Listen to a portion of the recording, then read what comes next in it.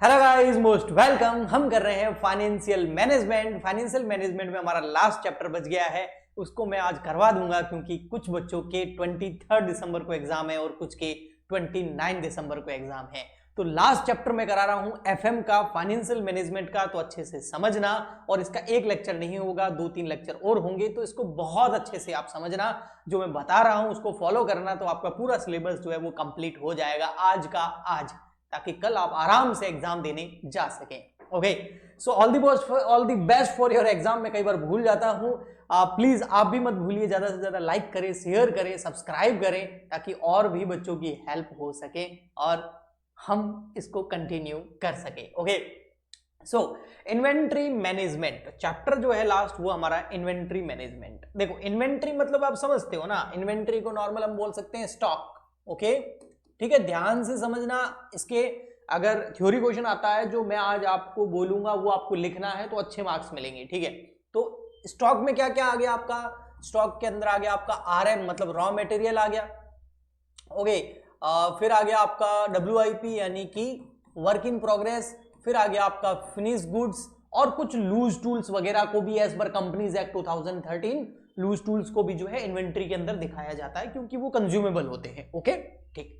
सो मोटा मोटी देखा जाए तो रॉ मटेरियल हो गया, डब्ल्यूआईपी हो गया और फिनिश गुड्स हो गया, ये तीनों जो है ये इन्वेंट्रीज या स्टॉक के अंदर आते हैं। रॉ मटेरियल मतलब वही कच्चा माल, ठीक है, और डब्ल्यूआईपी मतलब ना रॉ मटेरियल ना फिनिश गुड्स है, बीच की प्रोसेस, वर्क इन प्रोग्रेस बोलते हैं। और फिनिश गुड्स मतलब वो गुड्स जो रेडी हो गया है सेलिंग के लिए, बेचने के लिए आप उसको रेडी कर दिया है। ठीक है, तो ये तीन तरह के स्टॉक्स हमारे पास में होते हैं।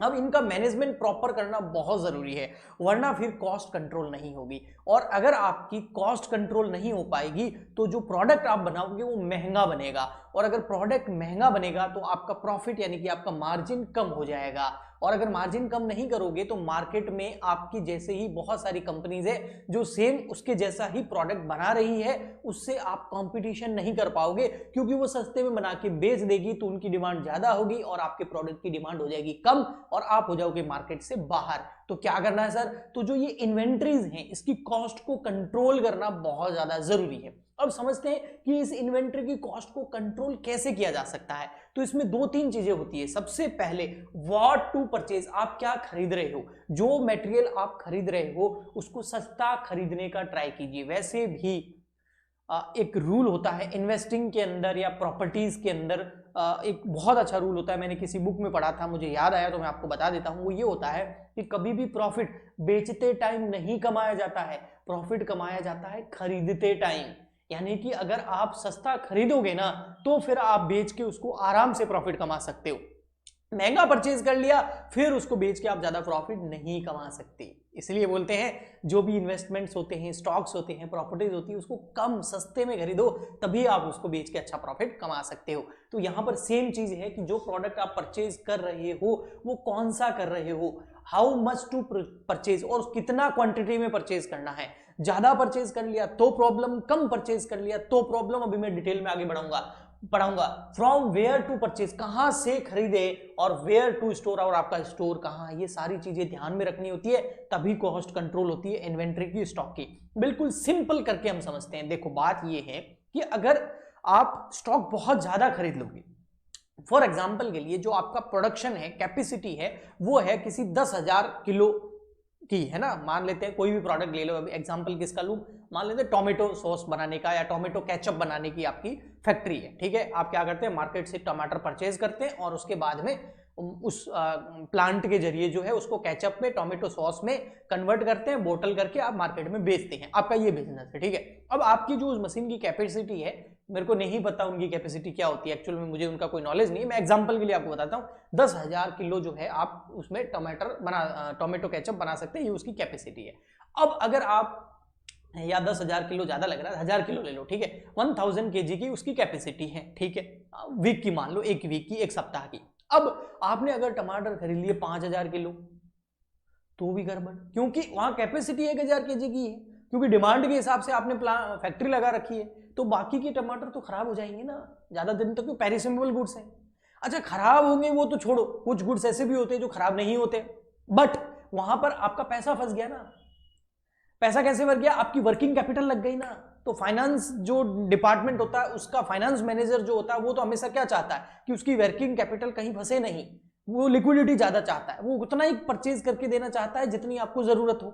तो ज्यादा परचेज कर लिया तो एक तो पैसा फंस गया, दूसरा उसको केयर करना पड़ेगा, उसको स्टोर करना पड़ेगा, उसके लिए जगह देखनी पड़ेगी, उसका इंश्योरेंस करवाना पड़ेगा, बहुत सारे गुड्स की इंश्योरेंस होती है, ठीक है। और इसके अलावा जो है किसी को वहां पर सेफ्टी सिक्योरिटी के लिए रखना पड़ेगा, तो आपकी कॉस्ट ओवरऑल अपने आप ही बढ़ गई क्योंकि आपने ज्यादा खरीद लिया, ठीक है। तो ओवर अगर स्टॉकिंग होती है तो भी खराब है, अगर कम खरीद लोगे, अंडर स्टॉकिंग हो गई तो प्रोडक्शन मैनेजर नाराज हो जाएगा, ज्यादा खरीदोगे तो फाइनेंस डिपार्टमेंट नाराज हो जाएगा, कम खरीदोगे तो प्रोडक्शन डिपार्टमेंट नाराज हो जाएगा। क्यों? क्योंकि आपकी मार्केट उस कैपेसिटी है 1000 केजी की और आपने खरीद लिए 500-700 किलो, तो 300 किलो कम हो गए तो आपका प्रोडक्शन बंद हो जाएगा।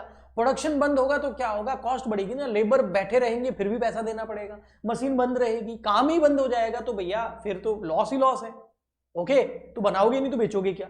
तो ओवर स्टॉकिंग अंडर स्टॉकिंग दोनों प्रॉब्लम है। फाइनेंस मैनेजर चाहता है मैं कम खरीदूं, प्रोडक्शन मैनेजर चाहता है कि इतना खरीद कि मेरा काम नहीं रुके भैया। तो अब इन दोनों के बीच में बैलेंस बनाना इन्वेंट्री मैनेजमेंट के अंदर आता है। ना ओवर स्टॉकिंग होनी चाहिए ना अंडर स्टॉकिंग होनी चाहिए, जितना आपको रिक्वायरमेंट है उतना होना चाहिए। इसके लिए बहुत सारी टेक्निक्स भी आती है जो इन्वेंट्री के लेवल को मैनेज करने के काम आती है। प्रैक्टिकली इस चैप्टर के अंदर हम पढ़ेंगे, वैसे वो कॉस्ट अकाउंटिंग का पार्ट है लेकिन मैं आपको इसके अंदर करवा दूंगा। तो ये जो मैंने आपको अभी पूरा समझाया वो यहां पर लिखा हुआ है। ओके, अब आते हैं ऑब्जेक्टिव्स ऑफ इन्वेंट्री मैनेजमेंट। जो इन्वेंट्री है उसकी मैनेजमेंट करने के ऑब्जेक्टिव्स क्या है? सबसे फर्स्ट ऑब्जेक्टिव वही है, continue supply of material, spares and finish goods that production should not be suffer at any time and at the customer demand should also be meet. इतना कम कभी मत खरीदिए कि आपका प्रोडक्शन ही रुक जाए। प्रोडक्शन ही रुक गया तो फिर मार्केट में आप डिमांड पूरी नहीं कर पाओगे अपने कस्टमर की, अपने सप्लाई, ठीक है। To avoid both over stocking and under stocking, दोनों चीजें बताई, दोनों को ही अवॉइड करना, ना ज्यादा ना कम, उतना जितना काम चलता रहे, ठीक है। To keep material cost under control, material की कॉस्ट को क्या करना है, कंट्रोल करना है, तो कॉस्ट को कम करने का ट्राई करो, ओवरऑल कॉस्ट को। Okay, to minimize losses through the deterioration, privileges, wastage and damages. अगर ये बहुत ज्यादा होते हैं आपके ऑर्गेनाइजेशन, हर गुड्स का एक नेचर होता है, इसमें कुछ तो नॉर्मल लॉस होता है, कुछ एबनॉर्मल लॉस भी होता है। तो नॉर्मल लॉस तो खैर होगा ही, एबनॉर्मल लॉस अगर हो रहा है तो उसको कम कीजिए, वहां पर स्ट्रिक्टली एक्शन लीजिए ताकि वैसी गलती वापस ना हो, वेस्टेज बिल्कुल भी नहीं हो। ओके जी, डैमेजेस नहीं हो। To ensure perpetual inventory control, perpetual inventory control को इंश्योर कीजिए so that material shown in the stock ledger should be actually lying in the store, जो स्टोर में पड़ा है वही आपके कंप्यूटर में भी शो करना चाहिए, यानी कि आपके मटेरियल में मिसमैच नहीं होना चाहिए। ओके, नेक्स्ट आता है to ensure right quality goods and reasonable price. देखो दोनों क्वालिटी भी अच्छी होनी चाहिए और प्राइस भी क्या होनी चाहिए, रीजनेबल। ओके, हर इंसान यही चाहता है वैसे। To maintain investment in inventories, inventories के अंदर जो आप मेंटेन इन्वेस्टमेंट कर रहे हैं, मतलब वर्किंग कैपिटल लगा रहे हैं, उसको खरीद के ला रहे हैं, optimum level required by the operational and sales activities, ठीक है। टू एलिमिनेट डुप्लीकेशन, डुप्लीकेशन नहीं होना चाहिए ऑर्डर का, ऐसा नहीं है कि इसने भी ऑर्डर दे दिया उसने भी ऑर्डर दे दिया, अब 2 ट्रक आ गए, फिर होता है ना कई बार, है ना, जब कोई एक आदमी को अथॉरिटी या नहीं दी जाती है रेस्पॉन्सिबिलिटी, तो ऐसा ही होता है, 2-3 जने ऑर्डर दे देते हैं, वो 2-3 ट्रक आ गए, 2-3 टैक्सी आ गई, अब कहाँ करोगे, वापस थोड़ी भेजोगे, वो ऐसा नहीं होना चाहिए, ठीक है। ओके जी, इसके अलावा to facilitate furnishing of data for short term and long term planning and control of inventory. आप लॉन्ग टर्म और शॉर्ट टर्म के लिए प्लानिंग कीजिए, अपने कंट्रोल करने के इन्वेंट्रीज की टेक्निक्स आगे मैं पढ़ाऊंगा, उनको ध्यान में लीजिए। To design proper organization inventories, clear cut accountability रखिए उसकी, fixed and various level of management, ठीक है। तो ये कीजिए आप, तो इससे आपका इन्वेंट्रीज मैनेज हो जाएगा। इन्वेंट्रीज मैनेज होने से फायदा क्या होगा, फायदा ये होगा कि आपकी कॉस्ट कंट्रोल रहेगी, कॉस्ट जो है वो कंट्रोल भी रहेगी और कई बार कम भी हो जाती है, कॉस्ट कम रहेगी, कंट्रोल में रहेगी, तो आपका मार्जिन अच्छा रहेगा, आप मार्केट में अपने कॉम्पिटिटर का आराम से सामना कर पाएंगे। ओके जी, ठीक।